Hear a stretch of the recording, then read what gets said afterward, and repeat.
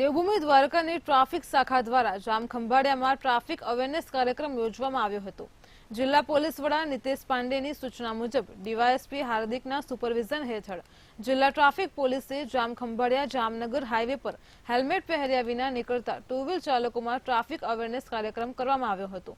આ two wheeler ચલાવતી વખતે ફરજિયાત હેલ્મેટ પહેરે તેવા હેતુસર ટુ વ્હીલર પર હેલ્મેટ પહેર્યા વિના નીકળતા ચાલકોને ₹500નો દંડ કર્યો અથવા ચાલકોની સહમતિથી સ્થળ ઉપર જ બ્રાન્ડેડ કંપનીનું ISI માર્કાવાળું હેલ્મેટ ₹500માં આપવામાં આવ્યા હતા, જેથી 60થી વધુ ટુ વ્હીલર ચાલકોએ હેલ્મેટ ખરીદ્યા હતા।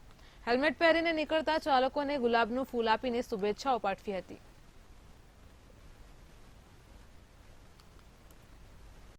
ખંભાળિયા ટોલ નાકે મને રોક્યો છે, ₹500 દંડ ને કા હેલ્મેટ આપે છે। હેલ્મેટ લેવું સારું, હું લગનમાં જતો હતો, ઉતામળમાં ભૂલી ગયો। દંડ આપવું એના કરતાં હેલ્મેટ લેવું સારું। બધા ભાઈઓ ધ્યાન રાખજો, હેલ્મેટ પહેરીને આવજો, આપણા માટે સારું છે બાઇક ચલાવવા માટે। ખંભાળિયાથી જામનગર જાઉં છું।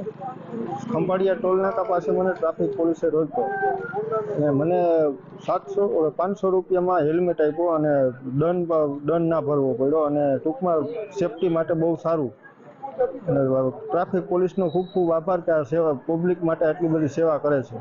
મને ટ્રાફિક પોલીસ પીએ સાહેબ સોલંકી સાહેબ હતા અને રોક્યો અને મેં હેલ્મેટ પહેરેલ તો મને ફૂલથી સ્વાગત કર્યું અને જો આપણે હેલ્મેટ નહોતા પહેરતા એને દંડ પ્રત્યે હેલ્મેટ વિતરણ કરતા હતા।